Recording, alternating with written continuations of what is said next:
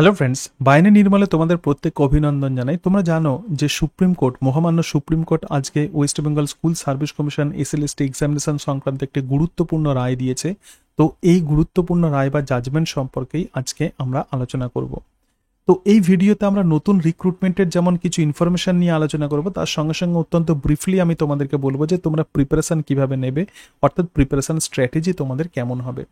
তো লেটেস্ট যে আপডেট আছে, দেখো 2016 সালে যারা এসএলএসটি এক্সামিনেশন দিয়েছিলেন, যে এক্সামিনেশন প্রথমত কলকাতা গ্যাজেট পাবলিকেশনের মধ্য দিয়ে হয়েছিল, তার সঙ্গে সঙ্গে যারা ক্যান্ডিডেট ছিলেন তো তারা জানতেন না যে এরকমভাবে তাদের জীবনে একটা বিপর্যয় নেমে আসবে। যারা এই 2016 সালে এক্সামিনেশন দিয়ে যারা রিক্রুটেড হয়েছিলেন তাদের প্রত্যেকের চাকরি চলে গেছে সুপ্রিম কোর্টের রায়তে। 3 এপ্রিল সুপ্রিম কোর্ট প্রধানত এই রায় দিয়েছিলেন এবং এখন সেশন চলছে।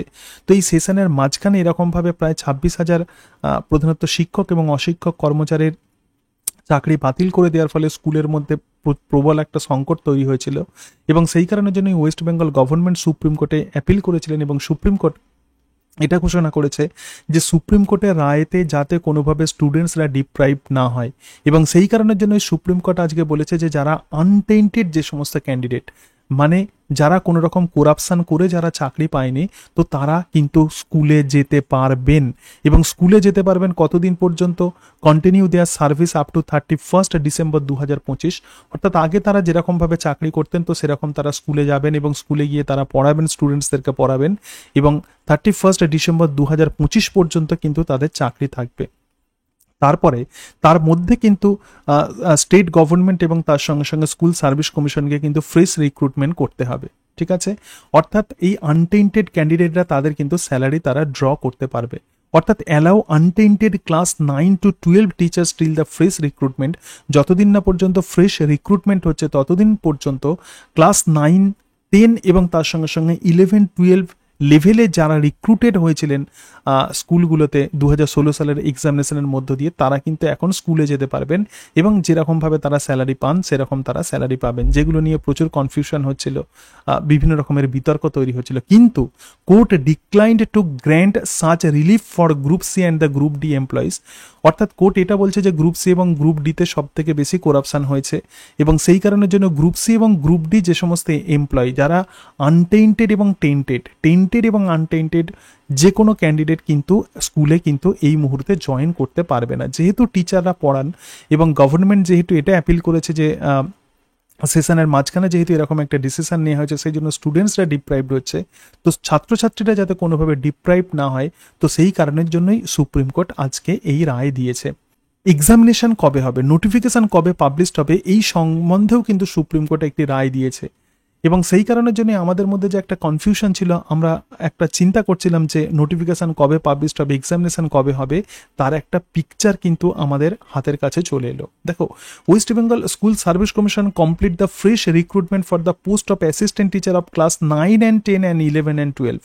অর্থাৎ 9-10 লেভেল এবং 11-12 লেভেলে যে অ্যাসিস্ট্যান্ট টিচার রিক্রুটমেন্টের টোটাল প্রসিডিওর কিন্তু 31 ডিসেম্বর 2025 মধ্যে কিন্তু কমপ্লিট করতে হবে স্কুল সার্ভিস কমিশনকে।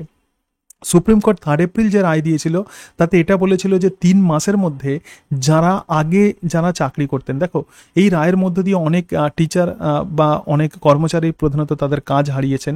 তো সুপ্রিম কোর্ট মানবিক দিক দিয়ে এটা বলেছিলেন যে আগের জায়গাতে তারা ফিরে যেতে পারবেন এবং সেই আগের চাকরির জায়গাতে ফিরে যাওয়াটা বা তাদেরকে রিক্রুটমেন্ট করে নেওয়াটা, এটা প্রধানত 3 মাসের মধ্যে কমপ্লিট করতে হবে। এসএসসি এক্সামিনেশন 3 মাসের মধ্যে নেওয়া নয়। অ্যাকচুয়ালি যারা আগে কোনো সেক্টরে হয়তো কেউ কাজ করতেন, কেউ হয়তো সেন্ট্রাল গভর্নমেন্টে কাজ করতেন বা কেউ হয়তো ওয়েস্ট বেঙ্গল গভর্নমেন্টের অন্য কোনো সেক্টরে কাজ করতেন, তো সেখান থেকে তারা স্কুলে জয়েন করেছিলেন, তো সেখানে 3 মাসের মধ্যে তাদেরকে রিক্রুটমেন্টের কথা বলা হয়েছিল। কিন্তু এসএসসি এক্সামিনেশন মানে নতুনভাবে এসএসসি এক্সামিনেশনের কবে নেওয়া হবে, নোটিফিকেশান কবে পাবলিশড হবে, তো সেই সংক্রান্ত আজকে একদম ডেট মেনশন করে দিয়েছে সুপ্রিম কোর্ট। এটা একটা খুব ভালো দিক, কারণ না হলে আমরা কনফিউজড হয়ে যাই যে এসএসসি কবে এক্সামিনেশন নেবে। দেখো প্রায় 1 যুগ ধরে কিন্তু এসএসসি এক্সামিনেশন হয়নি, তাহলে একটা ডেট তোমাদের কাছে চলে এলো, তোমরা জেনে গেলে যে এই এক্সামিনেশন কিন্তু হচ্ছেই। এবং দেখো state and SSC to publish the advertisement for the fresh recruitment by May 31, 2025, অর্থাৎ 31শে মে 2025-এর মধ্যে কিন্তু স্কুল সার্ভিস কমিশনকে কিন্তু অ্যাডভার্টাইজমেন্ট পাবলিশ করতে হবে।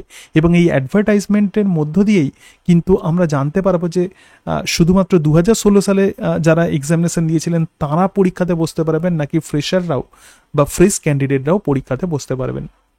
তবে যেহেতু আমার যেটা অ্যাসাম্পশন যে ফ্রেশ রিক্রুটমেন্টের কথা যেহেতু বলা হচ্ছে, তাহলে যারা এলিজেবল তারা কিন্তু প্রত্যেকেই মনে হয় ফর্ম ফিল আপ করতে পারবেন। আমি আবার বলছি এটা আমার অ্যাসাম্পশন, এটা ভুল হতেও পারে, কারণ ওয়েস্ট বেঙ্গল স্কুল সার্ভিস কমিশনের নোটিফিকেশন পাবলিশড না হওয়া পর্যন্ত কিন্তু এই সম্পর্কে ক্লিয়ার ধারণা পাওয়া যাবে না। তবে ফ্রেশাররা, মনে হচ্ছে ফ্রেশাররা কিন্তু এই এক্সামিনেশনে বসতে পারবেন। এবং এই যে অ্যাডভার্টাইজমেন্ট যে এসএসসি যে পাবলিশ করবে, নোটিফিকেশন যে পাবলিশ করবে, তো সেই সংক্রান্ত ইনফরমেশনে কিন্তু সুপ্রিম কোর্টে দিতে হবে স্টেট এবং স্কুল সার্ভিস কমিশনকে। স্টেট এবং school service commission file an affidavit before May 31, অর্থাৎ 31শে মে 2025-এর আগেই কিন্তু একটা এফিডেভিট করে এটা সুপ্রিম কোর্টকে জানিয়ে দিতে হবে যে তারা অ্যাডভার্টাইজমেন্ট পাবলিশ করেছেন, অর্থাৎ পাবলিকের কাছে তারা অ্যাডভার্টাইজমেন্ট দিয়েছেন, নোটিফিকেশন দিয়েছেন যে এই এক্সামিনেশনের ডেট কবে হবে, এলিজিবল ক্রাইটেরিয়া ইত্যাদি সমস্ত কিছু বিষয় সুপ্রিম কোর্টকে কিন্তু জানাতে হবে স্টেট মানে আমাদের ওয়েস্ট বেঙ্গল গভর্নমেন্ট এবং তার সঙ্গে সঙ্গে এসএসসিকে। তো এই জায়গাতে যেটা বলছিলাম যে ডিসেম্বর 31, 2025-এর মধ্যে টোটাল রিক্রুটমেন্ট প্রসেস কমপ্লিট করতে হবে। টোটাল রিক্রুটমেন্ট প্রসেসে কিন্তু অনেকগুলো স্টেপস আছে। কি কি স্টেপ আছে? প্রথম কথা হচ্ছে নোটিফিকেশন দিতে হবে, যেটা জেনে গেলে যে নোটিফিকেশন মে 31, 2025-এর মধ্যে প্রধানত নোটিফিকেশন পাবলিশড হবে। তাহলে নোটিফিকেশন পাবলিশড হওয়ার পর ফর্ম ফিল আপ করা হবে। ফর্ম ফিল আপ হয়তো জুনের মধ্যে হয়ে যাবে এবং আমার মনে হয় যে অক্টোবরের আগেই হয়তো তোমাদের পরীক্ষা নিয়ে নেওয়া হতে পারে। অর্থাৎ তোমরা মোটামুটিভাবে 5 মাস সময় পাবে। ধরে নাও যে 5 মাস তোমরা ম্যাক্সিমাম সময় পাবে এবং এই 5 মান্থের মধ্যে কিন্তু তোমাদেরকে টোটাল সিলেবাস কভার করতে হবে। তাহলে প্রথমে ফর্ম ফিল আপ করলে, ফর্ম ফিল আপের পর 5 মাস পরে হয়তো তোমাদের এক্সামিনেশন হবে। এক্সামিনেশন হলো তাহলে এপ্রিল থেকে, দেখো এপ্রিল, মে, জুন, জুলাই, আগস্ট, সেপ্টেম্বর অথবা অক্টোবরে যদি এক্সামিনেশন হয়, আমি ধরে নিচ্ছি সেপ্টেম্বরে যদি এক্সামিনেশন হয়, তাহলে অক্টোবর মাসে হয়তো তোমাদের ভাইভা হবে। ভাইভা বলতে পার্সোনালিটি টেস্ট।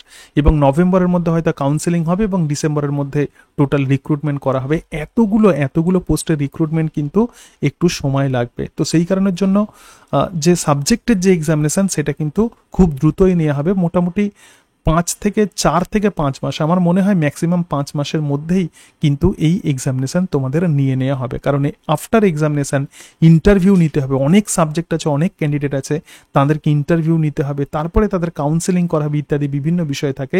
সেই জন্য এই প্রসেস কিন্তু খুব দ্রুততার সঙ্গে করা হবে। এখন যে বিষয় সেটা হচ্ছে যে তোমরা তাহলে কিভাবে প্রিপারেশন নেবে। দেখো, আমি প্রধানত বায়োলজিক্যাল সায়েন্সেরই বিভিন্ন টিপস দিই, কিন্তু সমস্ত সাবজেক্টের কথাই আমি বলছি। সিম্পলি তোমাদের যে কাজ করতে হবে সেটা হচ্ছে আদা জল খেয়ে পড়াশোনা করতে হবে। এটা হচ্ছে মেন কথা। হয়তো তোমরা আমাকে হয়তো কেউ ক্রিটিসাইজ করতে পারো, বা আগের ভিডিওতে তোমরা অনেকে আমাকে সমালোচনাও করেছো যে যারা টিচার, যারা তাদের জব হারিয়েছেন, তো তারা কিভাবে প্রিপারেশন নেবে। দেখো, তাদের ক্ষেত্রে আমি আগেও বলেছি, আবারও বলছি যে তাদের ক্ষেত্রে এই প্রিপারেশন কিন্তু খুব টাফ হতে চলেছে। কারণটা হচ্ছে এটাই যে পড়ানো এবং তার সঙ্গে সঙ্গে পরীক্ষা দেওয়া, এই দুটোর মধ্যে কিন্তু অনেক পার্থক্য আছে। কোনো টিচার যখন পড়ান, তিনি কোনো একটা সাবজেক্টের কোনো একটা পার্টিকুলার টপিকস তিনি ভালো করে পড়াশোনা করে প্রধানত তিনি স্টুডেন্টসদেরকে পড়ান, এবং প্রায় 10 বছর হতে চললো যে তারা প্রধানত পড়াচ্ছেন, তারা একটা বিষয়ে তারা ফ্যামিলিয়ার হয়ে গেছেন। তো তারা এটা জানেন যে তাদেরকে আর পরীক্ষা দিতে হবে না। তো সেই কারণের জন্য একরকম লাইফস্টাইলে তারা অভ্যস্ত হয়ে গিয়েছিলেন। কিন্তু এখন এই মুহূর্তে আবার যেহেতু তাদেরকে পরীক্ষা দিতে হচ্ছে, তো এটা কিন্তু তাদের কাছে একটা টাফ জব। এবং তার সঙ্গে সঙ্গে যেহেতু ফ্যামিলির বিভিন্ন রকম প্রেসারের মধ্য দিয়ে তারা যাচ্ছেন বা গেছেন, তো এরকম সিচুয়েশনে কিন্তু তাদেরকে মাইন্ড সেট করাটা কিন্তু খুব গুরুত্বপূর্ণ এবং সেটাই করতে হবে। তো যাই হোক, আমি ইন জেনারেল তোমাদেরকে বলছি, তোমরা আগেও পরীক্ষা দিয়েছো, তো আবার তোমাদেরকে আমি বলছি, মানে যারা আনটেন্টেড যে সমস্ত ক্যান্ডিডেট, তোমরা পরীক্ষা দিয়েছো এবং তার সঙ্গে সঙ্গে তোমরা চাকরিও পেয়েছো, কিন্তু তবুও আমি কিছু বিষয় তোমাদেরকে বলছি।